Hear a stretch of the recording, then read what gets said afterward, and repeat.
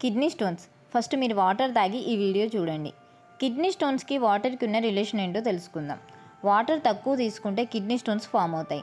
And water తాగితే అవే వెళ్ళిపోతాయి అనుకుంటున్నారా? నో, మనం థింక్ చేసినంత ఈజీగా స్టోన్స్ ఫ్లష్ అవ్వవు. వాటర్ తీసుకోకపోతే యూరిన్ కాన్సన్ట్రేటెడ్గా మారుతుంది. యూరిన్లో ఉండే కాల్షియం ఆక్సాలేట్, యూరిక్ యాసిడ్, సాల్ట్స్ ఇవి వాటర్లో డైల్యూట్ అవ్వకుండా క్రిస్టల్స్ లాగా ఫామ్ అవుతాయి. ఈ క్రిస్టల్స్ స్టోన్స్ లాగా పెరుగుతూ వస్తాయి. సింపుల్ ఎగ్జాంపుల్ చెప్తా. షుగర్ వాటర్లో వాటర్ తక్కువ ఉంటే షుగర్ కిందే ఉండిపోతుంది కదా. అలాగే యూరిన్లో వాటర్ తక్కువ అవుతే మినరల్స్ అలానే ఉండిపోయి స్టోన్స్ లాగా ఫామ్ అవుతాయి. కిడ్నీ స్టోన్స్ యూరిన్లో వెళ్ళిపోవడం స్టోన్ సైజ్ పైన డిపెండ్ అయ్యి ఉంటుంది. స్టోన్ సైజ్ 4 mm కన్నా తక్కువ ఉంటే వాటర్లోనే ఫ్లష్ అయ్యే ఛాన్స్ 80 to 90% ఉంటుంది. 4 to 6 mm స్టోన్స్ కొన్ని ఫ్లష్ అవుతాయి, కొన్ని అవ్వవు. వాటర్ అండ్ మెడికేషన్తో ట్రీట్ చేయొచ్చు. ఎబో 6 mm ఉంటే ఫ్లష్ అవ్వడం ఇంపాసిబుల్. సర్జికల్గా అండ్ మెడికేషన్తో ట్రీట్ చేస్తారు.